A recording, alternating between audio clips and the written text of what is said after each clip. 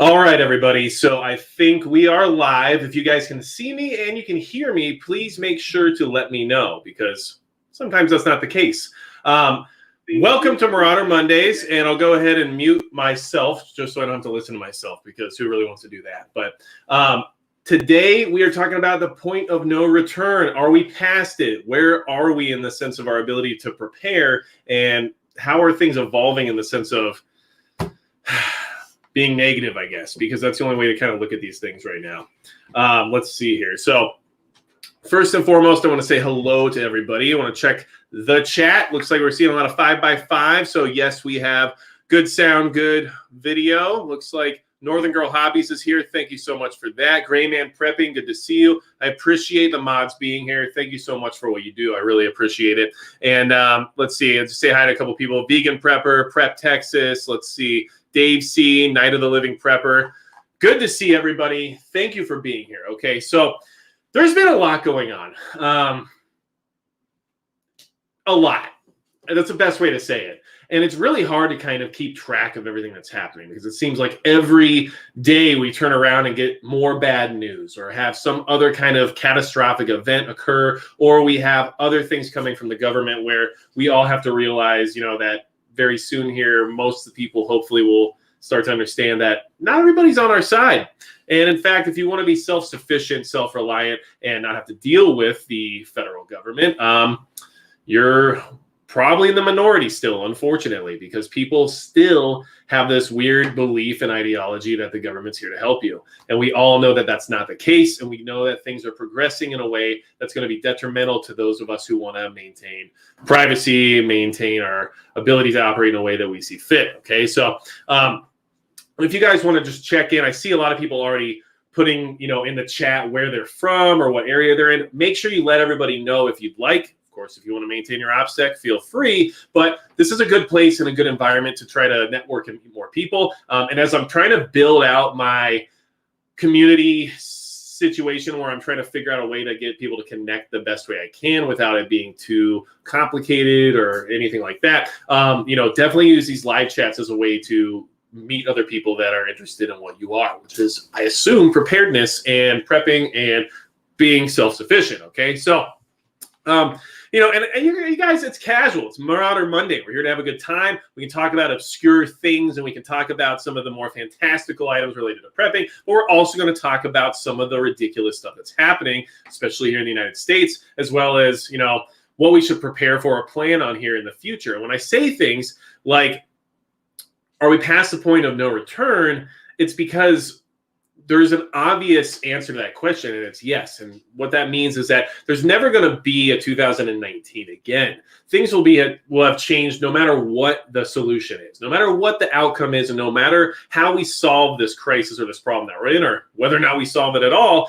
There will never be a pre-2020 scenario in place ever again. And it's not just because people have changed or because of people's ability to make their own decisions or anything like that. It's because the entire global system has adapted to this new economy, to this new supply chain, and things are not going to just magically turn back into what they used to be. And it's very much like anytime something large has happened on a global scale, like let's say the introduction of the internet. Things have never been the same since that's happened, and that's exactly where we're at right now. And I'm not trying to say that in a way where I'm excited about where we are now, or I'm excited about how things are going. What I'm trying to say and warn you about and try to motivate you to prepare for is the fact that there won't be a better time than now anytime in the near future. Now is still the best time because as we can see, we're not going back to 2019. We're not going back to times before where things were more accessible or easy to accomplish.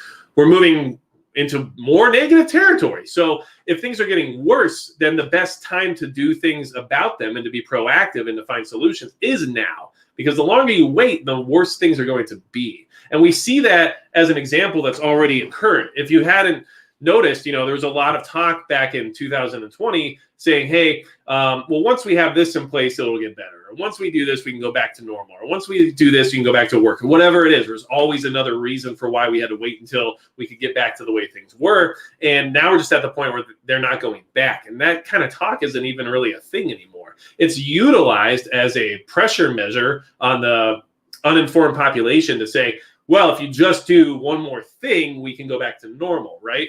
As a lot of people like to say, 2 weeks, right? So as you can see, that's just not going to happen anymore. And I'm already getting handsy in the video. So there you have it. You gotta, learn my personal, stylized sign language, apparently. And 1 second so I can get ready for all this. I don't know about you all, but I rarely drink cold coffee, like iced coffee or anything like that. It's got to be hot. That's what wakes me up, is burning my face off. That's actually what does the job. I don't even think caffeine has a part of the equation anymore. So let's see here. I see a lot of people checking in. Pennsylvania, Texas, Louisiana. We have a lot of people coming in from North Carolina. Let's see, Georgia. Awesome. All right. So thanks for checking in. And like I said, people use this as a place to communicate, to network. Okay. All right.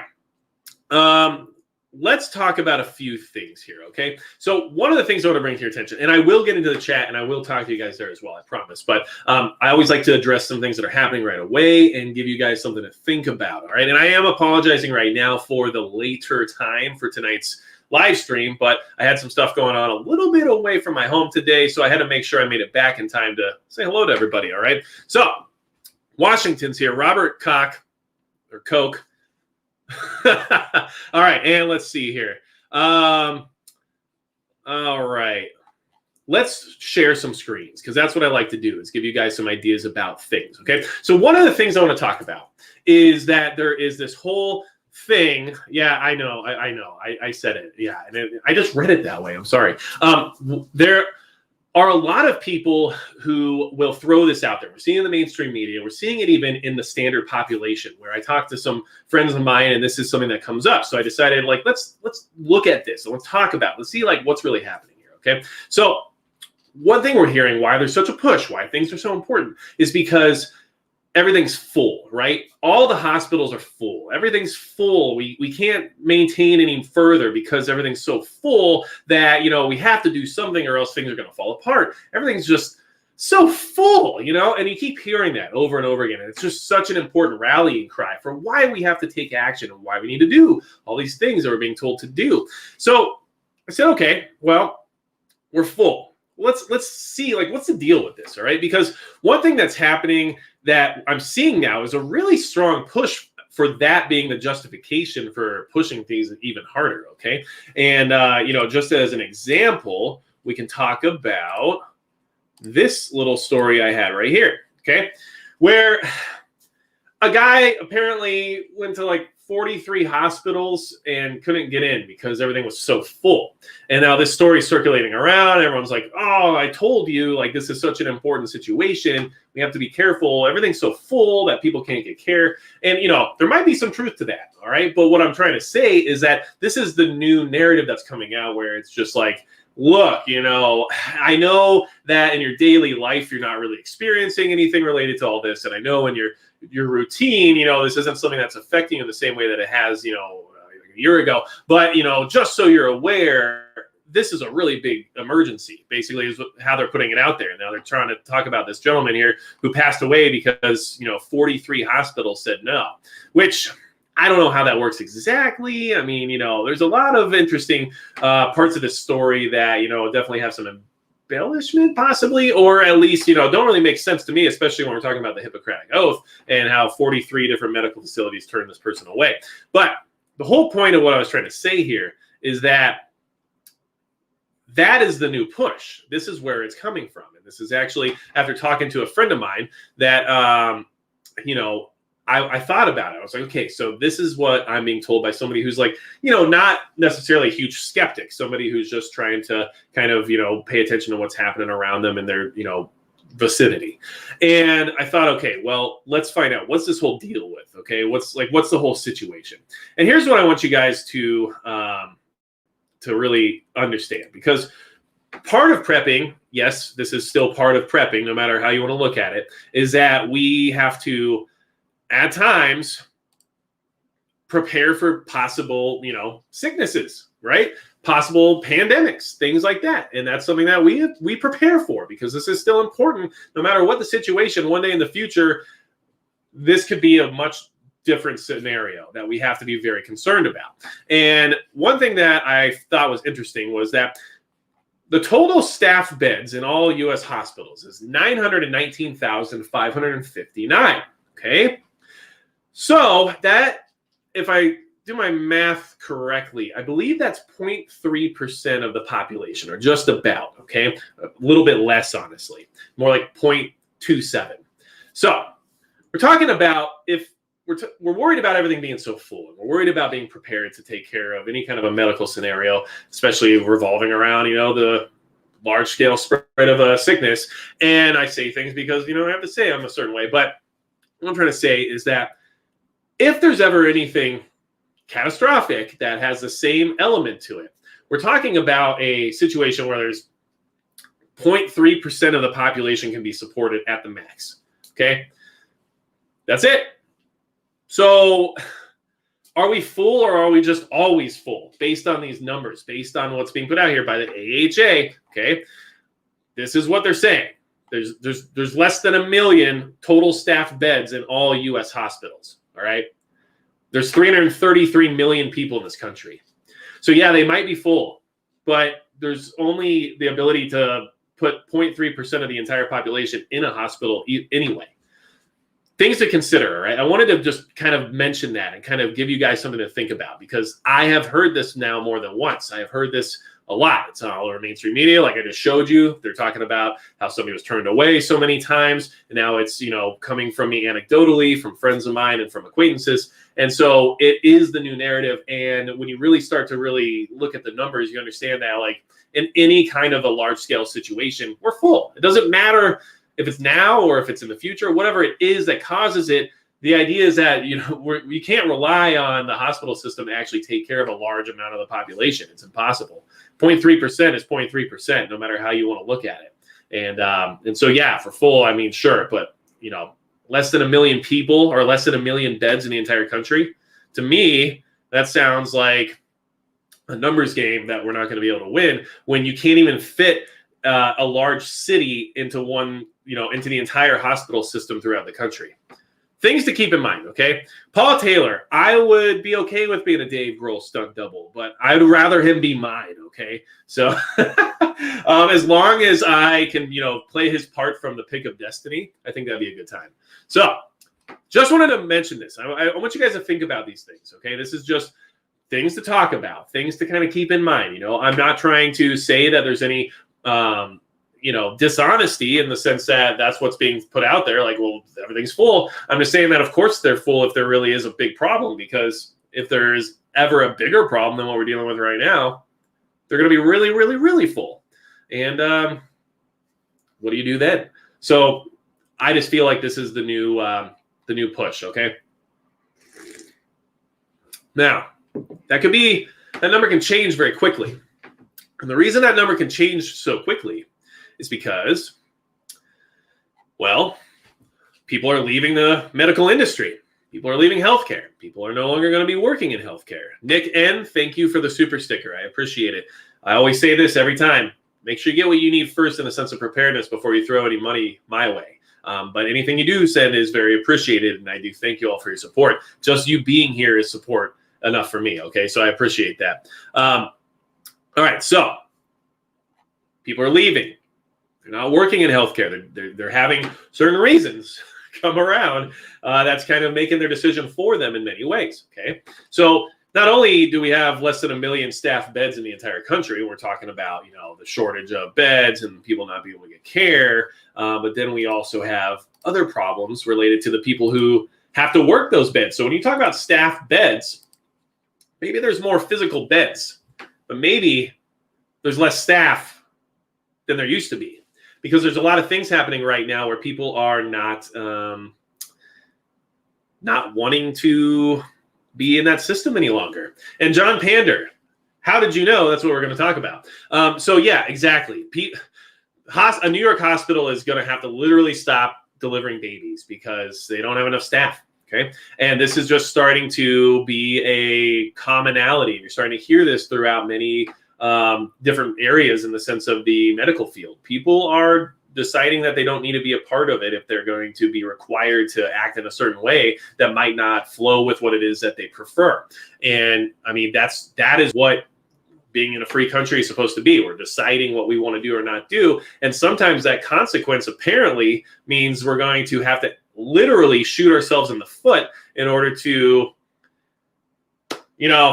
get all these things done. Because, the big problem is that we have a shortage of beds, right? We don't have enough beds. There's staff beds. There's less than 1 million. But we're also going to lose a lot of staff now.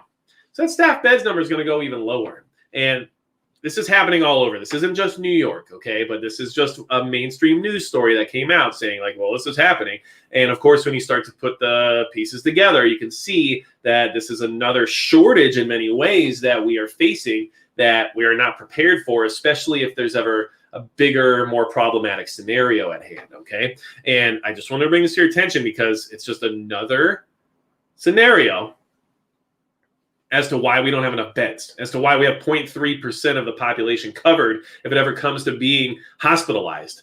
And, I don't blame anybody for having to make that decision, but I do feel bad that anyone's forced to make that decision because that's not the situation we're supposed to be in. We're supposed to be able to operate in a way that works best for us when it comes to our own, privacy and opinions on what it is we would like to do or not.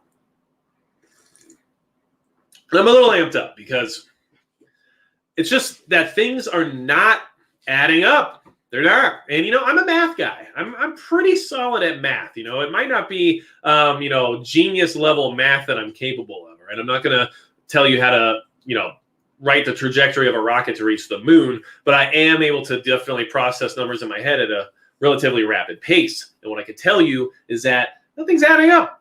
None of this is. And if anyone in charge of anything right now was running a real business, they would no longer be the CEO. They would no longer be allowed to make decisions because if you look at things from the approach of a business, which is really a lot of times the best way to do things, we're in the red. We are not hitting our profits and we are not going to hit our sales goal because things are just not working out too well. And I mean, I'm sorry, but it's hard not to look at the way things are going and think that we're just going to recover. We're just going to get better. And, everything's going to be fine. And we're going to realize all the mistakes we're making. The mistakes are happening so fast now. The rapid fire succession of mistakes being made when it comes to management of an entire country is just hard to keep track of at this point, to the point where, we're just like literally nosediving. And I'm sorry, I'm not trying to be an alarmist or anything like that. I'm a relatively positive guy. Like in general, like in normal life, like I have a good time. I enjoy myself. I smile a lot, and I have fun. But when you look at what's happening in the world and you're trying to apply it to your preparedness and how you're going to approach these problems in the sense of like what you can do as on a personal basis, it's starting to get overwhelming and it's starting to get very concerning. And I'm sure, many of you probably saw my last video about how things just became dangerous. And it's because they have. Things are getting more and more dangerous. And not just in the sense of, what's happening on the global stage, but also in the sense of like just in your daily life. This is the time when things are going to start transitioning. We're going to start really seeing some negativity in the sense of how people treat each other. And if I had a suggestion to make, I would suggest locking doors, basic procedures. If you're one of those people that lives in a nice place and you never lock your front door, you don't lock your car or any of those kinds of things, it's probably something you should start looking into now. Just because once that whole system escalates, you want to have those habits in place now so you're not caught off guard and not sure how to react when things really do start to go downhill. If you've ever lived in a neighborhood that you could literally watch the progression of things becoming worse and worse around you until finally somebody tries to commit a home invasion on your home. That's kind of what's happening countrywide right now. We just don't always see it because it's not right in front of our faces. But look, where I live, it's very rural. And I know I came from a place that was not. And I don't care where I live or what it is I'm surrounded by, my doors are locked because, it's a basic procedure. And that's kind of where I feel like things are going. Like, we got to lock our doors. Okay. So, Urban Grandpa Prepper, good to see you. Thanks for being here. I appreciate it. I got some awesome mods around here. And in case you guys don't know, the mods here also have their own channels. So make sure you check them out too, just so you can get some different ideas and different perspectives. Everybody approaches things differently. And, like I just think it's important to kind of like test the water and see what else works for you. I'm not all the end all say all or whatever you want to call it. So, all right, moving on from there because we're doing it, okay? Let's talk about a couple things really quick. Let's see. Deplorable T3% says to, keep your rifle by your side and your level 4 plates and your night vision goggles. Pretty sure that's what that means anyway. Because I'm having a hard time processing right now. And I mean, that's just, to me, basic procedure in the sense of home defense. Yeah, I keep home defense items in my home nearby, accessible in case they're needed. Now, you don't always necessarily need everything, but I mean, if you have it, what's the worst that can happen, right? You might not be able to grab that plate carrier in the middle of the night when you're not sure what's happening right outside, but at least have something to grab onto. Okay, let's see here. Okay, and Marsoc Raider says my doors are locked only for your safety. Totally get it. Okay, all right. So let's see. All right. Jumping back in, because that's how we have to do things lately with the way things are going. We have to jump in head first, not even feet first, just head first, right into it, in the shallow end. Funny story, and this is just par of the course at this point, okay? And I'm not here to bash anything political. That's not the point here, okay? The point here is to just talk about some of the red flags, warning signs, okay? When you say things like what the vice president said here in this tweet, okay, and I'm just going to let you guys read it because I feel like the words in it are so, oh my gosh, what happened? Whatever. The words in it are so, what's the best way to say it? Flagged. And there's so many of the same word in one sentence that I just won't read it. But you guys can read it, okay? And I read this and I thought, okay, so a lot of people came out and were like, what the heck? This is ridiculous. And what does that even mean? And like, what are they talking about? And like, wait a second, isn't that what it's supposed to do? So why are we having to worry about that now? Okay, well, segue into what is being said here, and then we can talk about some information that has been put out by a lot of people, and myself included. But it's just funny that, things like that get put out, okay? And then we start talking about, the shielding approach and how we're going to protect people. And look, it's about high risk. It has nothing to do with your status. It has everything to do with whether or not you're at high risk of things becoming problematic for you, okay? And, it's just funny when I see those things come out. Like, they're talking about it, and I'm like, huh. And then they say something that is clearly, related to something else that I find to be very concerning. And that's exactly what my thought process was, okay? Is that post, that tweet that was put out has interesting correlations with this whole concept of the shielding approach, okay? Because it doesn't talk about what you have or don't have in the sense of being able to, protect yourself physically. It has everything about whether you're high risk or not. That's it, okay? Who decides what's high risk? I have a feeling most likely medical professionals of some sort, okay? So now we get to start thinking about the idea that, okay, well, it's not about, having the protection or not. It's about protecting you, okay? You need protection. And that's where it really starts to feel very mafiosa, right? You need protection, so we're going to come here and give you protection, and we're going to charge you for it, and you're gonna appreciate it because that's how we do things around here. And it's interesting that everything's just kind of moving into this direction. And it's a direction I don't want to move into. But here we are. And I want to know in the chat, you guys let me know, but what are your thoughts? Do you think that tweet had any correlation to this concept of the shielding approach and the ability to, protect everyone, not just the people who, haven't received the amount of protection that they're supposed to have received by now, but I mean, just everybody, okay? Yeah, there's just so much going on. It's really frustrating. to be honest with you, because I don't know. It's just, look what's happening. Like the fact that what we just talked about in the last 20 minutes is so much for just 20 minutes. And yet that's how fast these things are happening right now. And this is just like from this past week, this isn't necessarily, a month's worth or a year's worth of information, or, we're literally talking about, all right, the last few days, here's what's happened. And this is how crazy it's becoming, look, I started this channel in 2019. 2019 was not that crazy, but there were still things that we had to be concerned about, okay? And especially on the global scale.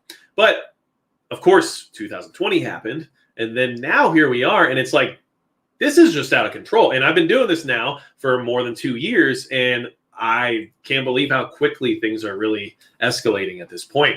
And I'm worried that the whole dark winter scenario is really on its way at this point, because it's not just about everything related to the protection. It's not just about, the limited space within our hospital system. It's also about not being able to get what we need, not being able to provide for ourselves in the sense of, making a living, of course, but also what you can afford to purchase with that living after the fact. And I have a bad feeling there's going to be a lot of people without coming, this winter. Like this will be a bad holiday season. There will be a lot of have-nots that might have had before, which is always a more difficult situation, because it's much like if you were born a certain way, you live your whole life that way, and it's just how things are. When things are ripped away from you, it creates a void that sometimes is filled with negativity. And that is exactly why so many people are struggling with mental health now. And a lot of things are really becoming difficult for the average person. And when I talk about the average person, obviously, hardworking Americans and people around the world, honestly, like you and I, we're regular people. I don't drive a Ferrari. Okay, I don't live in a mansion, nothing crazy, right? But at the same time, when I also say average people, the people who don't pay attention to this stuff, the people who don't prepare, the people who aren't prepping, because the average person isn't. The average person is not paying attention to any of this. And honestly, you'd be surprised how many people you could go ask about, the new executive laws that seem to be just circulating lately. Yes, I know laws are not from the executive branch. I know that, I promise. But and you'd be surprised how many people would just say, "What are you talking about?" Or like, or what? Well, what are they? Or like, what does that mean? Or what does it do? There's a lot. Most people. So be aware that that's what I mean by the average person very often. Okay. So here's what we need to understand. Point of no return. The point of no return is that we're not going to make a U-turn. We're not going back, okay? Yeah, we're moving forward. Sometimes forward's not great. Sometimes there's a brick wall at the end. Sometimes the bridge is cut off, okay? Sometimes you're going into the worst neighborhood. These are things that we have to just understand now, okay? And the hopes of like just going back to normal, the hopes of just, forgetting about all this stuff, should be gone by now for you, because if you haven't figured that out yet, you're a very, very positive person, and I appreciate you for that. But it's we're not going back. So let's talk about the thing that really is just an issue. Okay, it's just an issue, and I know it's just repeated constantly in the preparedness community because it's hard not to talk about, because it's so important to put the message out as to this being a real thing. Okay. So, an industry body, according to the BBC, says the food shortages could be permanent. Now, when they say could be, it's pretty easy to assume they mean will be. And they're basically just trying to say that, like, this is not something that's just going to fix itself. The food shortages are here to stay. They're not going to just one day go back to having full shelves. We're not going to go back to being able to choose every option that we used to get. We're not going to get all the accessories and all the color choices and all the things that we used to want, and I know this, we're talking about food, but I'm talking about the supply chain in general. And of course, the food is a huge aspect of it, because you have to understand how much effort and how much energy and how much investment is put into assuring that the just-in-time food delivery service continues to run. Much more than so many other aspects of our lives, because food is a necessity, right? Starving people are dangerous. So food gets pushed out there really hard. They're putting as much effort as they can into making sure the food keeps rolling. And they're even just saying it now that this shortage is just permanent, basically, at this point. So when you're talking about other things, when you're talking about, clothes, electronics, when you're talking about hardware, you're talking about construction materials, all kinds of stuff, everything's affected by this. But none of those things are going to have the necessity factor that food will have. And if food is going to be a permanent shortage, you can only imagine what we're facing when it comes to everything else that is required to rely on the supply chain. And now what they're saying here, especially, according to the BBC, is that a big part of their problem is a shortage of truck drivers, a shortage of being able to even deliver the product. So they're trying to say it's not just the products being in short supply, because in many cases, they're actually not necessarily in short supply. It's that they can't even get the product delivered. And that's what you're seeing happening everywhere. I don't know if you've been shopping online lately, or if you have been trying to find any niche items or anything that might be somewhat sought after, high demand type items. But it's hard to get what you want. And if you do find what you want, often it's pretty expensive. And even the aftermarket now, the used market, is starting to kind of resemble what the new market used to be. And the new market is very competitive and very expensive, especially if you're in the Second Amendment oriented hobbies. You can tell that there's a lot of things that cost more than they should, and they probably will never cost less than that, because what's the point? Why would you charge less when you've been making this much the whole time? It's business, right? But at the same time, there really is a demand issue that's happening. And you can see it everywhere you go, even to this day. It's still 2020 in that industry, but a lot of ways much worse, to be honest. Okay. Gray Man Prepping just said, inflation is up 5.4% and climbing. Now, 5.4%, that is what they put out there as being what overall inflation is. But that's not covering just everything. Every item has its own different inflation rate. So some things are up 400%. Other things are not up. And so overall, you get this inflation rate that's put out there, which, by whatever sources decide that that's what they're going to put out there. And it gives you an idea of that indication. And that indicator is actually really high. 5.4% across the board is huge. But don't let that make you think I can afford another 5 cents per dollar if it's this or that. It's not a big deal, right? It's not just 5.4% across the board. It's 5.4% in total, but it affects every industry and every commodity differently. So it just depends on what's important to you as to whether or not that rate is actually through the roof or not, okay? I believe things like, beef are up some crazy number, like 40% or something like that at this point. It's hard to keep track of all these numbers in my head just off the top nowadays, because everything's changing so fast. I used to be pretty on point when it came to knowing all these little indicators, and now I'm just yeah, it's really high, But that's where we're at. And like I said, the BBC is saying, truck drivers is a big problem, okay? They're talking about how they can't get things to get back in stock to where they need them to be. But, here we are, okay? And it says down here, and this is an interesting part of the article that I wanted to make sure to share. But so businesses took a decision to prioritize products with a higher margin, okay? So that's also something you have to understand. Businesses still have to operate. Businesses are still going to have to find a way to increase profits, because honestly, thanks to our financial system, they're required to show profits growing every quarter when it comes to their shareholders in many ways. So in that scenario, they're now choosing the items that make them more money over other stuff, because they have a limited amount of supply to work with. And so that should also tell you that it's not just about, okay, well, we're running low on food and it's going to be hard to get certain things. Now your options are going to be limited towards things that are already more expensive, not just the stuff that was cheap and now is more expensive, but the things that were already higher cost are now going to be even more expensive and possibly your only option, depending on what it is you're looking for.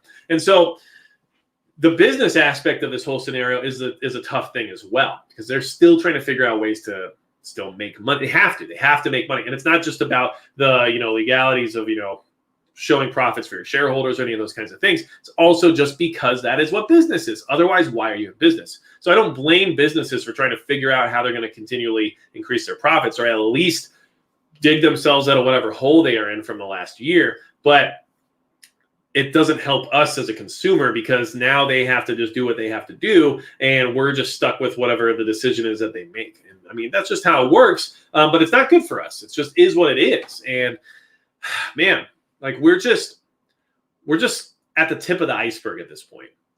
We're not at the bottom. We're not even seeing most of the iceberg because it's underwater. And we all talked about this early in 2020. Especially back in like April and May, when things were really hitting full, fledged, when it came to lockdowns, when it came to supply issues and everything else. And a lot of the preparedness community was trying to make that rallying call to say, hey, no, seriously, like this is not it yet. We're not there yet. This is a trickle down effect. This is a kink in the hose scenario where we haven't had the water actually shut off yet. We're waiting for it to shut off, and it's starting to trickle. But it hasn't shut off yet, but that doesn't mean it's not going to, because we haven't seen it. So all these things take time, and the effects don't get seen for a long, long time.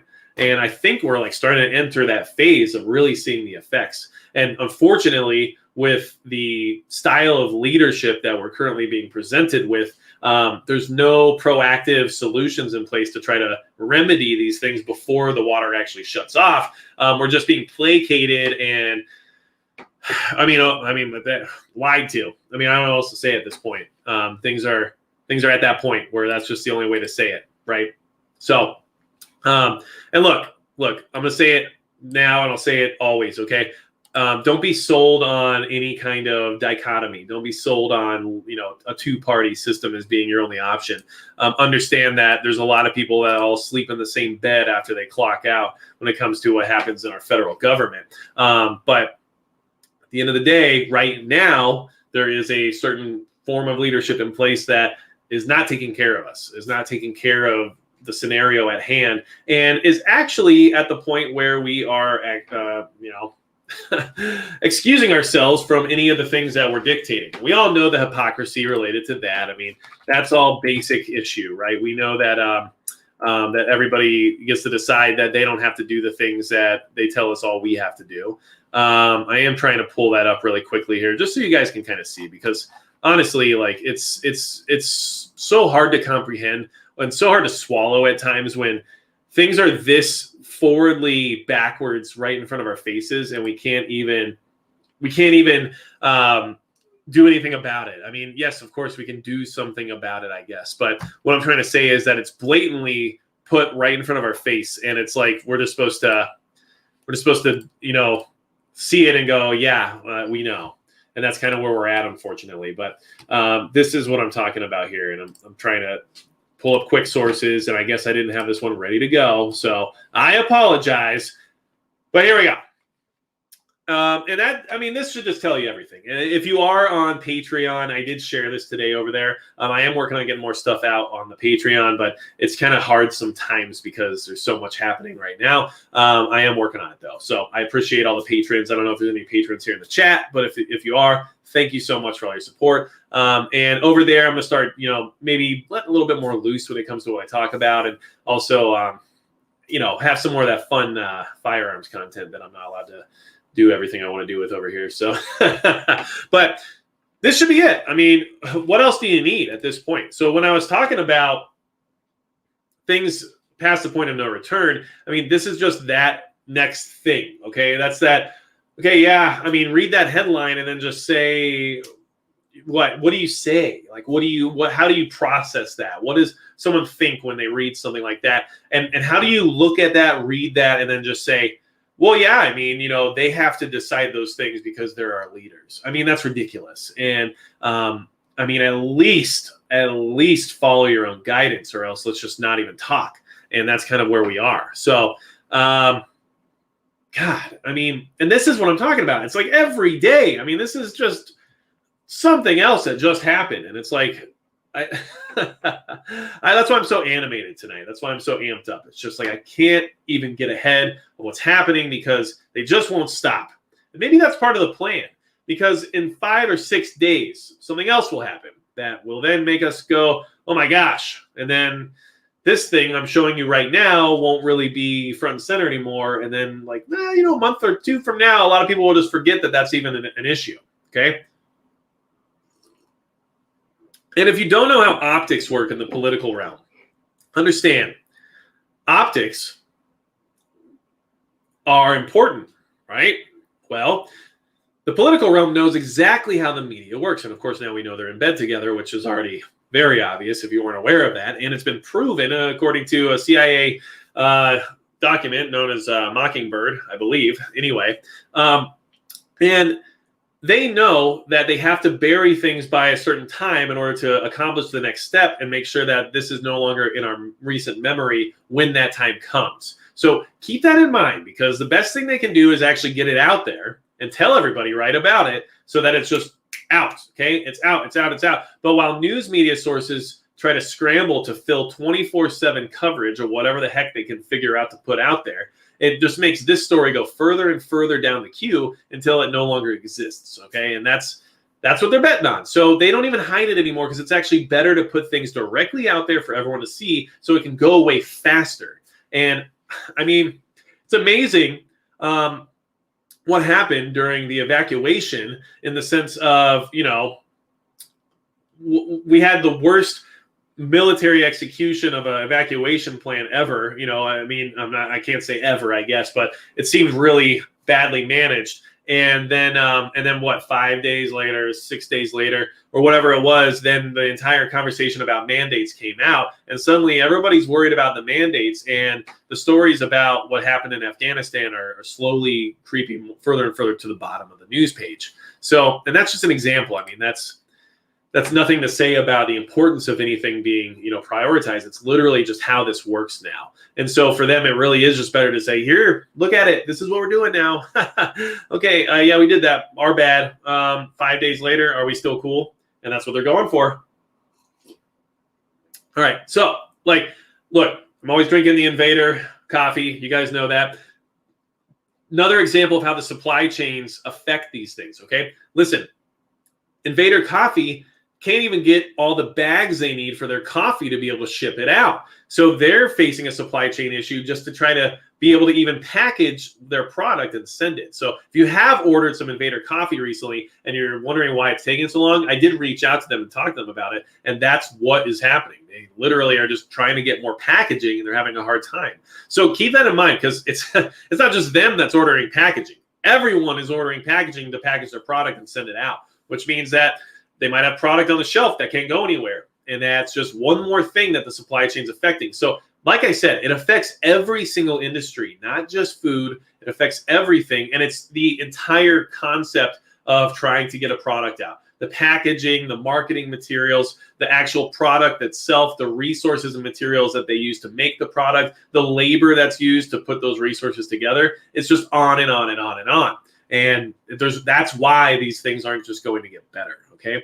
And hopefully, if you're working with a company or you're buying products, you have good customer service, because that's going to be very important here very soon. And especially when it comes to Second Amendment related items, I suggest making sure that you're working with a reputable company that is known to at least stand behind their product and have good customer service, because that's what you're going to be having to deal with now more often probably than before, just because of the way things are going, okay? There's a lot of things that I've needed to order that I could not find on my own. By talking to customer service directly, I could actually get the parts sent to me, sometimes at no cost, just based on the fact that they want to stand behind their product. So keep those things in mind, but that's where we're heading. I mean, you're going to have to make a lot of 1-800 phone calls here in the future to try to just get any of your basic stuff figured out, I assume.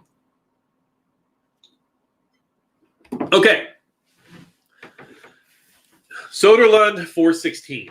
Okay, and I just say your name the way I see it. Sometimes it's phonetic, sometimes I'm saying things horribly. But Soderlund 416, I'm a trucker. The entire supply chain is screwed up. It's only going to get worse. At least half the drivers will walk off the job before being forced to do anything they don't want to do.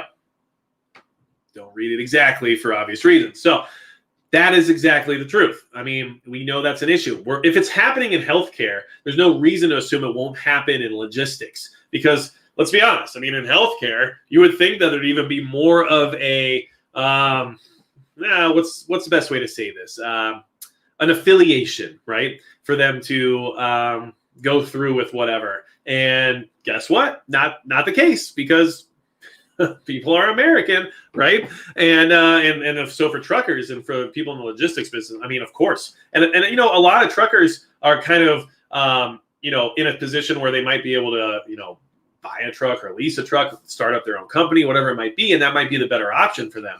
Or for some, it might just be finding a different industry in total, just because they don't want to have to deal with these kinds of regulations. And then we have another shortage on our hands. And of course, the labor shortage is a big issue. It's huge, and it's affecting everything as well, for the same exact reasons as everything else. But the truckers are what gets us the product, okay? Yeah, trains still run, great. Truckers are the ones bringing it to the door, and that's what you need to understand. It's very important, okay? And one of my best friends is a trucker, and I mean, those are the people that keep this country moving at the end of the day, okay? And just if the truckers aren't on board with something, I mean, we should all just fold, because without them, we literally don't have what we need. That's just how it works, okay? And you know what? They proved that in the UK back in 2002, I want to say. It might have been 2000, actually, back when they had the oil strikes and all the truckers just stopped driving. And guess what? They actually got their way. It's amazing how that worked. But unfortunately, when I say, past the point of no return, I actually don't think that those things would work the same way as what they used to.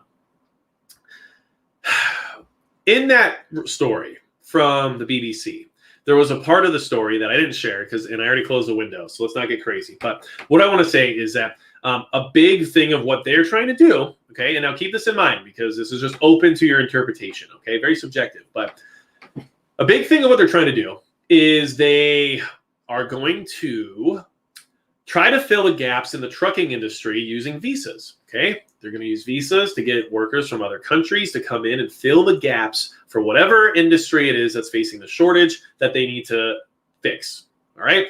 And now this is something you have to consider for everything moving down the road, everything that's on our plate in the sense of shortages, especially in the sense of labor, there's a solution for, right? Something that's been used in the past, something that's still already there. It's not controversial. It's been used before.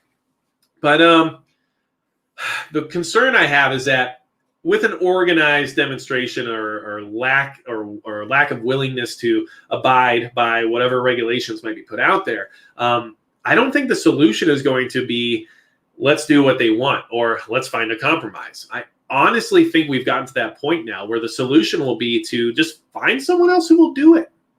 Because that's what's happened for a long time in corporate America when it came to many other jobs and many other industries involving labor. But unfortunately, that's what the BBC just reported as how they're looking at fixing the food shortage situation in the UK is, well, there's not enough truck drivers, okay? And there's not enough labor. So we're actually going to increase our amount of visas that we're willing to accept and bring more and more people in that'll do those jobs, because that's what we need. Do you think it'll be different here in the United States? I don't, okay? And I'm not saying anything negative about any of that concept. What I'm trying to say is that the solution won't necessarily be to have a conversation or to bend. I don't think that's where we're at any longer. And I think we all already know that in many ways. And what's next? Prepping past the point of no return means you have to keep preparing, but we have to understand that it's not going to get better than it is right now. And what I want you guys to know is that if there's things that you need for your preparedness, okay, and especially things that could be regulated away from you, okay, and when I say that, we all know what I'm talking about, but anything that could be regulated, especially in the sense of, I don't know, import restrictions or something like that, things that happened recently possibly, or maybe things that have certain types of accessories that certain government agencies decide are a problem overnight for no reason. Those are the things that we need to make sure you have now. Okay, if you've been waiting to do something when it comes to your personal preparedness, being able to take care of yourself and being able to make sure that you have the ability to protect your family and yourself, don't wait anymore. Waiting for the prices to come down is no longer a good strategy. Okay, waiting for things to improve is no longer a good strategy. Okay, it's not. We're no longer in the situation where we can just wait for it to get better. And that's a lot of people's approach. And I know that, and it's understandable. I don't blame anybody for hoping that things improve. I don't blame anybody for thinking there's going to be a better window of opportunity if they just wait and play their cards right, okay? One thing I will say, and this is something I want you guys to really like hit hard, okay? Like, get out and do this, okay? Make this happen, all right? Here, I'll even let you know. Okay, a thing I learned over the years, and it's thanks to the trading card game, all right? You guys saw in my recent video, Magic the Gathering, right? That's something I do once in a while, whatever. What I can tell you is that the secondary market has always been where people go to get the value, to get the quality, and to get what it is they actually need, because they're no longer at the whim of the corporate financier. They're no longer at the whim of the manufacturer who decides what it is they're going to do or not do. And they're no longer at the whim of MSRP. So what happens is the secondary market is great because it actually gets around any political crap you don't want to support, because your money's not going back to that corporation. The corporation already made their money on the original purchase. They're now going to sell their product again without any involvement. And that's why the secondary market is actually the way to go. Now, I'm not talking about just buying used. I'm just saying buying from someone else, not just from the corporation, okay? And of course, there's companies I have no problem supporting, but there's other companies that have been very problematic, as we all know. And the secondary markets, we're still gonna get good deals. And one thing you should be aware of, and here's where I'm gonna tell you a very Marauder concept, because it is Marauder Monday, okay? And we have to have our little bit of Marauderness come out sometimes so we can keep it inside for when that time comes. Because, like, okay, we're going to keep it down. But Marauder, the thought process is you're going to get what somebody else has. You're going to capitalize on it, okay? Right now is the time to capitalize on that secondary market. There were millions of people buying preparedness items in the beginning of 2020. Millions. Tons of preparedness stuff sold. Tons and tons of survival gear, tons and tons of self-defense equipment, tons of stuff related to prepping was sold to people who had no concept of preparedness, or people who wanted to get into it all of a sudden, or people who just were told by someone else they should do something, right? You would be surprised right now in your local marketplace, you know, maybe not like Facebook as much because we know how that works, right? And maybe not eBay as much, but I'm talking about like if you have like a local classifieds website, or if you have a local classifieds community group or whatever it is, okay? That is where it is right now. You're going to find deals and you're going to get hooked up because people bought a lot of stuff they probably couldn't afford. People bought a lot of stuff that they didn't use, right? If you went out and you bought a whole bunch of self-defense gear and you never used it for the last year, and it was something you never had before, and you never grew an affinity for it or learned to enjoy the hobby or whatever it might be, and you have thousands of dollars just sitting in your closet, which is probably where a lot of it ended up, according to certain AFT people next to the canned tuna, that stuff is being sold now at a discount and can be haggled for because, well, people don't need it, at least in their opinion. Or they bought off more than they could chew. They bought a lot of stuff they couldn't afford. And now they're here where things still haven't improved, but they haven't had to use the stuff either. So there you go. Secondary market. Access it. Make use of it. Do what you need to find the things you need and take advantage of other people's lack of willingness to maintain preparedness, lack of motivation to move forward. They put a Band-Aid on the situation. Many people, especially those who have a exceptional amount of expendable income, don't have a problem dropping $4 or $5 grand on whatever and then just not using it ever and then deciding they don't want it anymore and then selling it to you for 3 or 4. I mean, whatever it might be. But this is what I'm trying to say. The secondary market's huge right now, especially for preparedness. So do what you can. Keep an eye out, okay? I've been buying some stuff used, no problem. And actually, I had a video a little while ago about how the next shortage is going to be an optics shortage because of the lack of microchip components, especially for driving LEDs and other, holographic projectors and stuff like that for certain sight systems. And don't worry about it, I guess, because you can buy used sights all day long. And a lot of manufacturers have no problem telling you if everything you bought is verified and authentic. So keep that in mind because I've been doing it. and you should probably do it too. Secondary market's where it's at, especially if you're into collectible trading cards, which no real adult would be, right? No. Okay. To be fair, that market has gone through the roof. And if you play stocks or anything like that, you might want to look into that market, because holy crap, have I got a lot of value over this past year and a half in that department without even doing a thing. So I'm just throwing that out there, okay? So let's see. I saw some stuff come through in the chat. I need to say some thank yous. Mark Fallows, thank you so much. I appreciate it. Let's see. William Edwards, thank you so much. Like I said, guys, get what you need before you take care of me, but I do appreciate it. And I want to get in the chat, see what people are selling, okay? Let's see. Dave C says, High Point's a good one to just store in the side of your car seat. First off, I have kids, so when I think of the word car seat, I think of like a baby seat. So now that's all I have in my head, and I'm like, no, don't do that. But honestly, I'm just going to throw this out there, and I'm actually going to be doing a video about this, or not a video necessarily, but I'm thinking about having a guest here on the live stream so we can talk about that. But there is a level of budget when it comes especially to that kind of equipment, where you're actually like wasting your money more than you're actually saving money. So there's somebody I'm trying to bring on the show that we can talk about that with, because a lot of people in this community are new to that concept and new to preparedness in general. So I'd love to bring more informed mindsets onto this show, I guess is what we're calling it now, even though it's a live stream, in order to kind of share some of that knowledge and that advice and information with everybody, just to kind of give you other ideas or opinions on, how to make intelligent and informed purchases, okay? Because one thing we don't want to do is throw away money. And that is easy to do, especially in that department.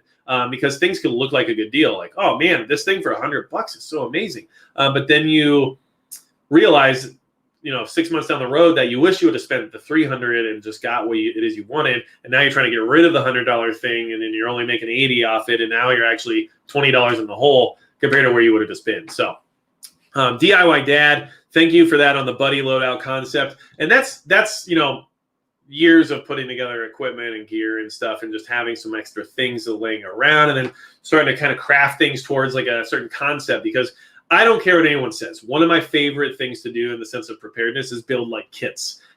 This kit and that kit and bug out bags and survival box and bucket of this and, crate of that. I don't know. I love it. And it's just something like it takes thought, and it's like doing a puzzle, and everything has a place and a reason as to why it's there. And honestly, probably the best way to get a new person involved in prepping is through the idea of building out kits. And when I say that, what I mean is like probably a bug out bag.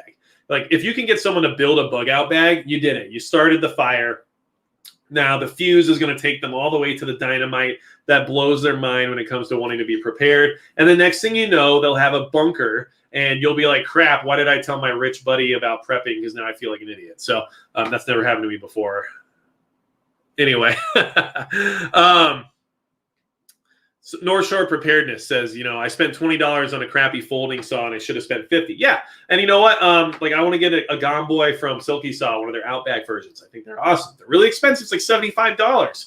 And I don't even hardly ever use a folding saw. I live in North Dakota, where like if I find a tree, I should probably put it in a museum. But what I'm trying to say is like, then you won't ever be upset about what it is you bought. You'll just say, well, if it does break or something, you did your best, I guess. I don't know. Gray Man loves his Hellcat for his EDC. I'm a 365 guy because I got it before the Hellcat came out. That's just me. If I had the choice at the time, who knows what I would have picked. But I didn't have that option when I bought, and I haven't had any problems with mine or have anything negative to say about it, in all honesty, so I haven't had a desire to switch it out. Although you all know I did switch out my 320 for a Glock 19. And I'm just going to say that because there was just some problems for a little while. So I just made an executive decision there. Okay, so what I want you guys to do, because we're getting to the hour point here, and it is already kind of late because I started a little later tonight. But in the chat, put any questions or any input you have, things that you want to put out there for the community. I want to know like your thoughts and relate it to the topic of this video, okay? Prepping past the point of no return. Like, what are your thoughts? Are we past it? Have we crossed the line? Is there no going back? Do we even want to go back? I mean, theoretically, I mean, yeah, we like to go back to the idea of things being cheap, easy to access, not having to worry about every 5 days finding out something else terrible happened. Sure. But in the sense of like, do we want to move backwards, or do we need to get through this and be done with it and somehow get out on the other side better? Okay. Just something I want to discuss. Okay. Mr. Nobody says it can be the easy way or the hard way. All right. And just so you're aware, Kamzat Shimev. Jeez, I said that terribly. I know that. I do have a Glock 17 as well, and I agree with you. It's very nice. The 19 is just easier to carry, so that's why I prefer it. Let's see here.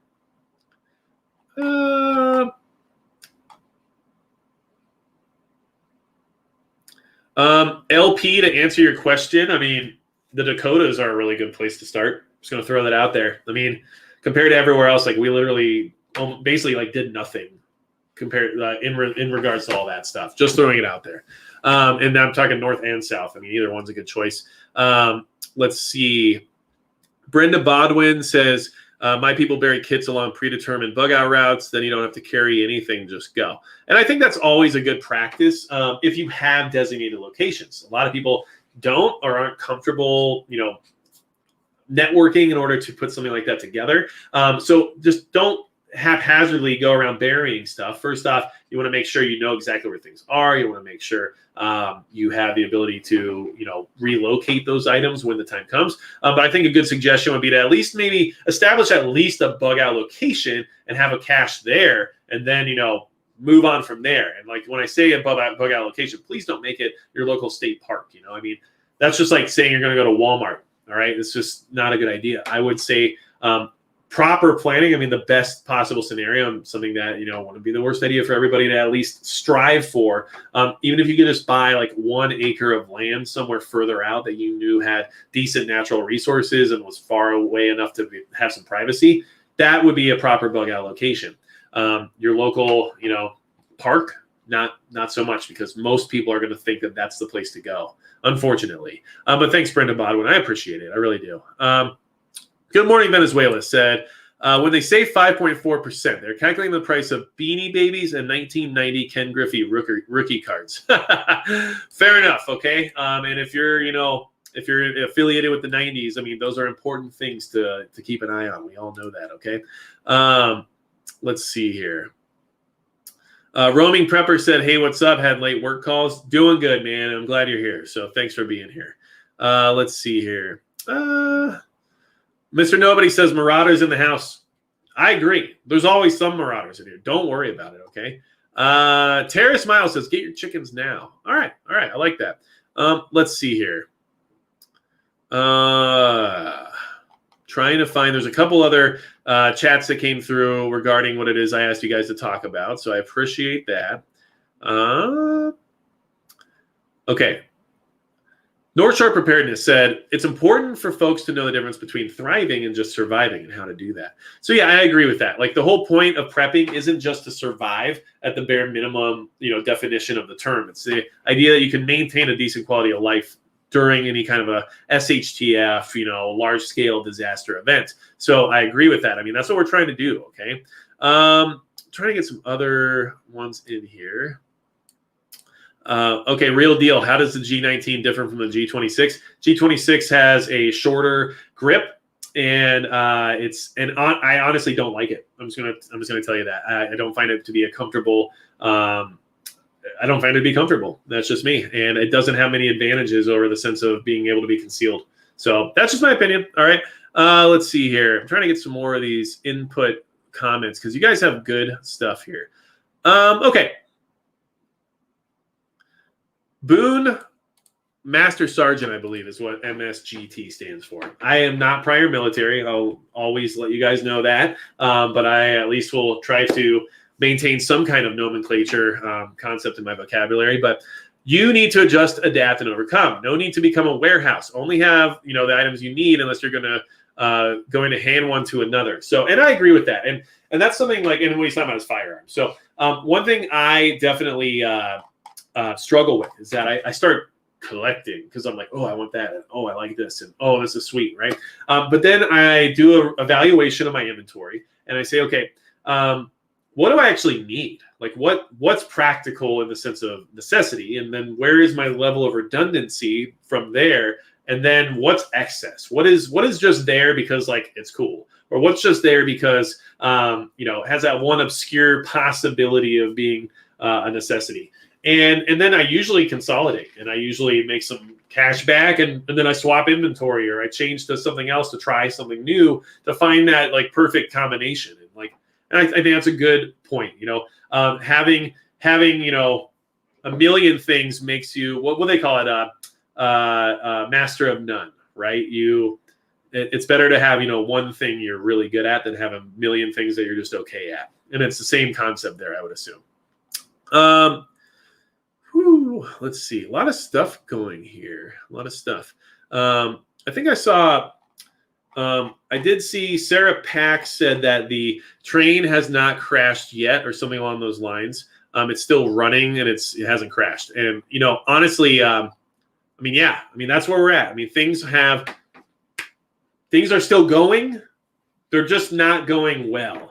The brakes are being pumped and they're not stopping. So I guess that's worse, probably, right? Let's see here. Trying to get some more in here. Okay.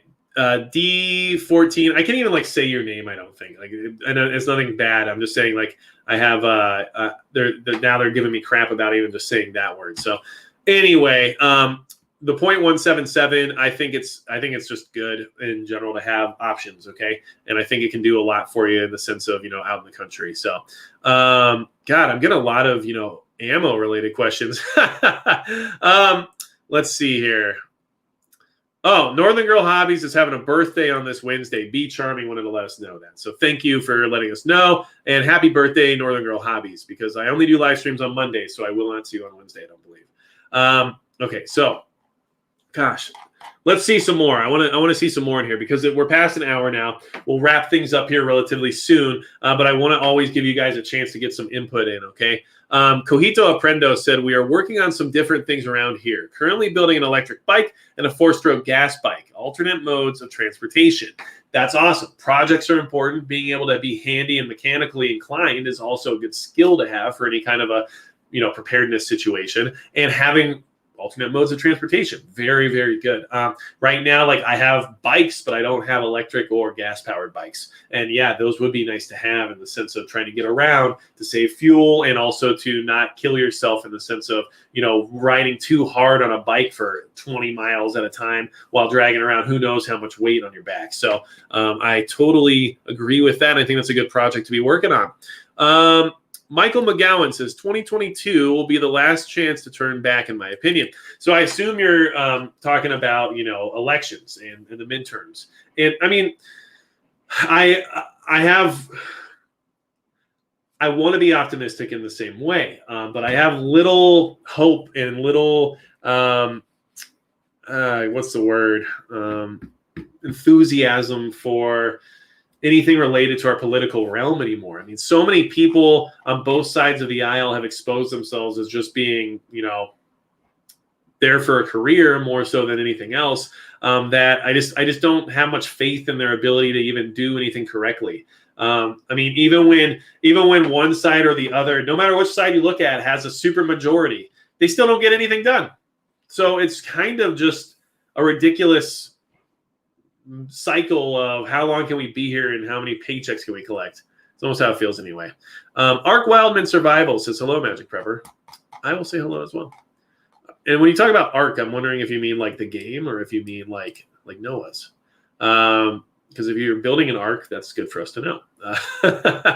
Let's see here. Pony Girl says, someone told me once, it's not about need, it's about want when it comes to toys. That's just that's right. And then there's a difference between tools and toys. Exactly. Okay. Let's see here. Man, I got some Magic the Gathering people in here, I guess, tonight. Law of the Minimum. Thank you so much for the super chat. Building a kit is like building a deck for Magic. Sure. A lot of strategy involved, a lot of cost involved, and you do have to follow certain guidelines and restrictions based on weight, I guess, or deck size. I said deck. Okay. Okay, so I appreciate everybody's enthusiasm about everything. I mean, you guys are so supportive, no matter what it is. It's Second Amendment related. It's hobbies. It's personal choices. It's ideology, whatever it is. Everyone here is so supportive because this community is so important. It's important to our survival as just people. It's important to our ability to have some form of camaraderie, because let's be honest, there's 840 people here right now. Okay. Awesome. And Donna, I'm sorry, they filtered that. And but you're right. She'll know. No one else will, I guess. But there's 840 people here, and that's 840 like-minded people who are actually taking time out of their day to be involved in the community when it comes to preparedness and prepping and everything else related to trying to have some form of self-sufficiency. And that's a lot of people who have that commonality that we should hopefully be able to lean on if we ever need to, in the sense of a disaster scenario. Not lean on in the sense of, a leech, but lean on in the sense of support. Okay. And I think that's important. But the other thing we have to remember is that there's only 840 people in here. And I'm not saying that in the sense that that's not a lot of people, because it's a crap load of people. And I'm always blown away every Monday when I log in and I'm like, there's like 500 people just wanting to hang out. That's awesome. So don't take it that way. What I'm trying to say is that out of the grand scheme of things, 840 people is not a lot in the sense of the masses. And we're all here because everybody here is amazing. But man, I mean, look down the street and how many people on your road right now have ever even watched a prepping channel. I mean, and that's just one way of putting it. I mean, there's so many examples that it's hard to, come up with new ones every time. But it's just what it is. Okay. It's just what it is. And let's see. Ooh, let's see. Who just said that? Somebody just said to me, I want to talk. Oh, protect and preserve. Should I sell my Olight and upgrade or get more ammo? I'm going to tell you a little story. Okay. And then we're probably going to end things because, this is just something I just saw and I wanted to address. But it's going to be time. I'm actually selling all my Olights for all my rail mounted Olights and upgrading the Streamlights. I've just decided over time that based on durability and function for the similar price range, that the Streamlight is going to be a better offering. Olight has a really cool innovation level to their products, and Olight does a really good job of paying a lot of people a ton of marketing dollars to get their stuff out there in front of your face and to make everything look like it's super legit. And honestly, I haven't really had any problems with their products, but I can tell that there's weak points and that the durability aspect might not be there. And Streamlight products are proven in many ways and are not as expensive as Surefire, yet offer a lot of the same capabilities. So that is something I'm actually doing myself. I am actually swapping out Olights for Streamlights as we speak, and not Surefire. I carry a Surefire as my everyday carry light because I need that light to be reliable and work every single time, and that's good. But what I've found in the sense of the rail-mounted style lights is that the Streamlights are really operating at a high level to the point where they're very close to the same. I'm not going to say, durability or the same, craftsmanship as the Surefire lights, but they offer a lot of the same capabilities, and they are not looked down upon much in the community. And for the price, they're definitely worth how much you save in order to still have something capable. And honestly, I use my everyday carry light constantly because it's on my body, but I don't really use my rail mounted lights. I'm not going to lie to you guys. I don't do a lot of night stuff. Okay. I don't. Will I ever need to? I mean, I hope not. If I ever do, though, I'll have the ability to, and I don't think for a second I won't be able to because I got a Streamlight instead of a Surefire.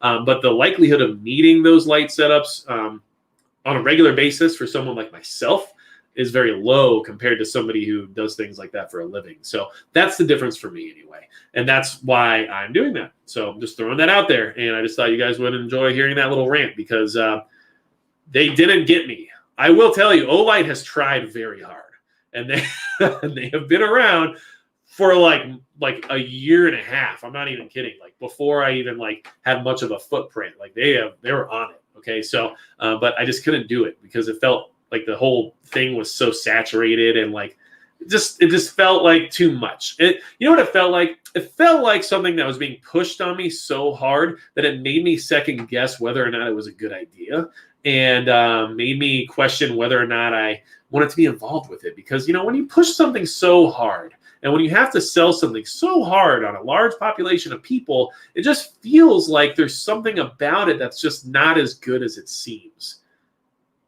Olights, that's what we're talking about, right? Yeah. Okay, just wanted to make sure. So, let's see. Dan Rose, did I watch Jericho yet? Did I watch Jericho? I did, and I had a great time with it. Do I think there was some ridiculous drama stuff? Of course. It's network television. But did I enjoy it? I did. I really actually did. In fact, I enjoyed it to the point where I'm considering getting the graphic novels for season 3 and season 4 just to kind of, you know, see where they wanted to go with it.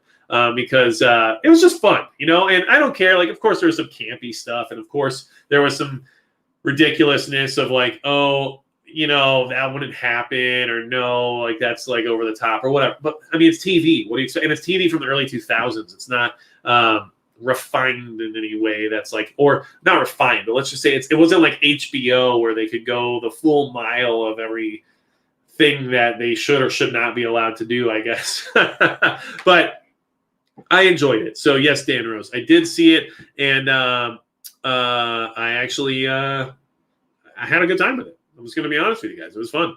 So if you haven't watched Jericho, I mean, it's cool. Enjoy it. You know, I like post-apocalyptic shows.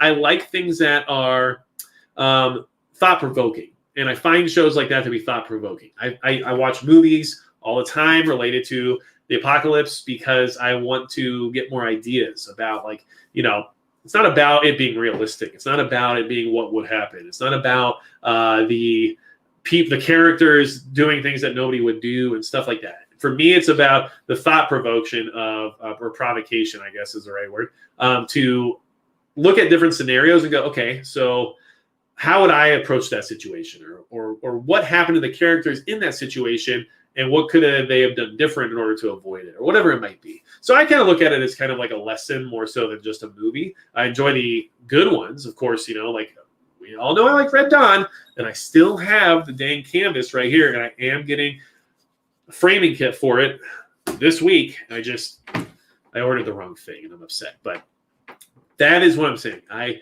use it for thought provocation. Don't always approach every single thing as well, this isn't realistic. Of course it's not realistic. They had to make it into a movie. It's like when people get mad about a book adaptation becoming a movie. And they're like, it's not as good as a book. Yeah, of course not. It's a movie. You can't jam a book in a 2-hour movie and make it good. Or if it's like The Hobbit, you can't jam a 80-page book into a 3-movie trilogy and make it good. That's another way of looking at it, I guess. Let's see here. All right. And Kanzi, how's it going? Kanzi, another mod here. Thank you for being here. I appreciate it. And you buy the highest lumens and the lowest price of all them fancy new batteries. And sometimes I'm that way too, but then you look at things like Olight, where the PL Pro Valkyrie has a 1500 lumen output, but it only lasts at 1500 lumens for, I believe it's the first 3 minutes. And then it drops to like 700 or something like that. Or no, it drops to 1000. And then shortly thereafter, it drops to 700.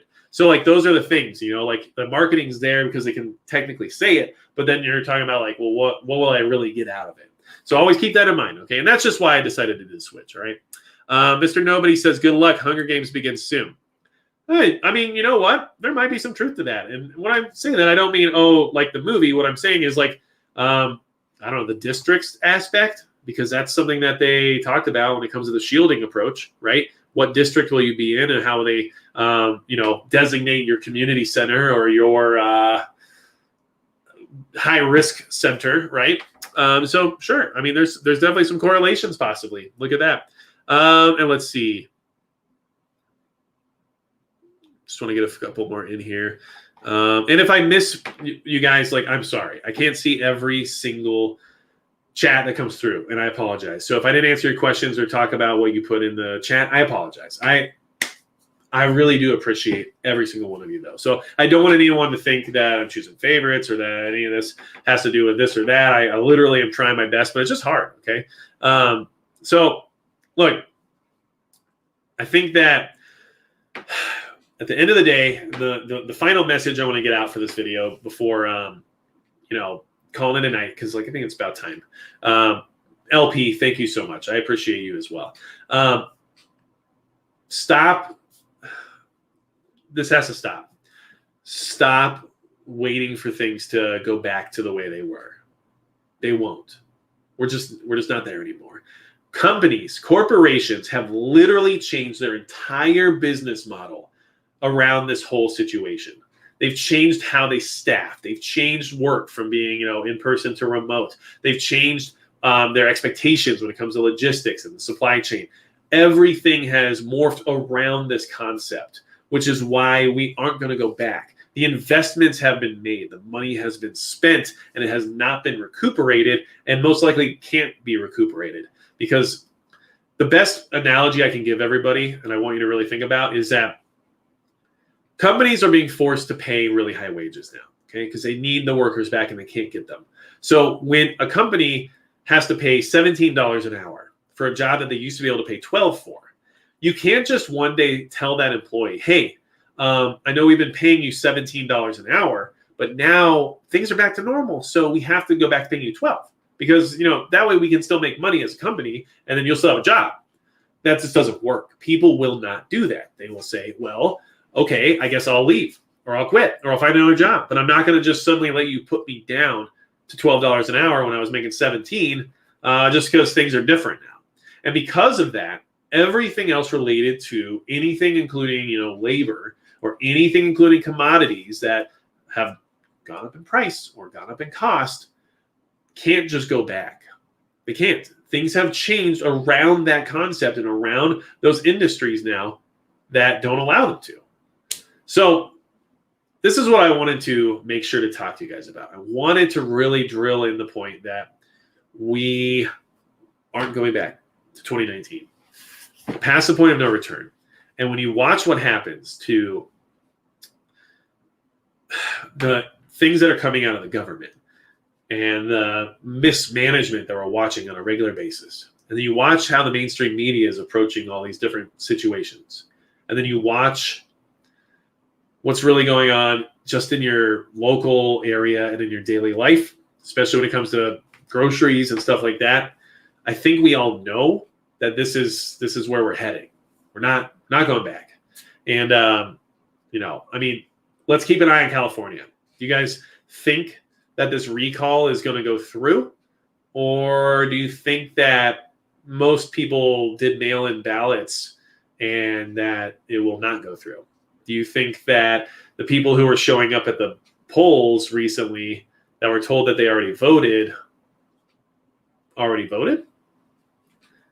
mean, that's just where we're going. So we have to see what happens, right? But it's something to keep an eye on. And so it'll be another indicator as to where things are. Because I have a feeling that most of my friends and family that live back there,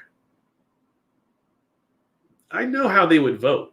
Even the ones who are usually not very friendly in the sense of being conservative. But they're not very happy with the way things are running in their state either. So it will be interesting to see all the support for somebody who's literally nosedived an entire state economically and culturally in a very short amount of time. See what happens. So, indicators. Keep an eye out for them. These are the things that we have to watch out for. And everything I talked about with you guys tonight was literally from the last week. This is fast. It's happening. And I want you to do what you need to do now. Stop waiting.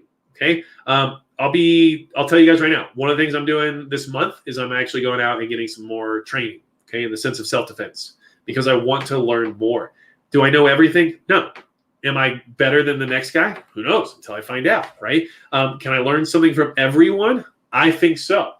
Even if they're at a lower level than I am, they may have some information that I don't have. They may have some skill I don't have. They might have the ability to teach me something that I hadn't thought of before. So don't approach everything as if you've done A so you can just move on to B. Make sure you always are willing to go back to A and see if there's anything you left behind. And Don't wait for those things, okay? Financially, we all have to wait based on our budget, right? Okay, fine. But if you're financially able to make a move and you've just been waiting for this color option or $100 less or availability or whatever it might be, like, change your thought process. And instead of approaching things one-dimensionally, say, okay, here's what I need to do and here's what I am able to do, especially in the sense of affordability. But here's what's available to me. What am I willing to sacrifice or compromise on so that I can at least have the thing so I can move forward instead of standing still? And that's exactly how we should be approaching things at this moment, at least in my opinion, because it's just not going to get better. And don't wait for it to, because then you'll be left behind. And then the train will come, and we don't want to get on that train because we know what it is. So, you guys are amazing. Best crowd in the preparedness community, okay?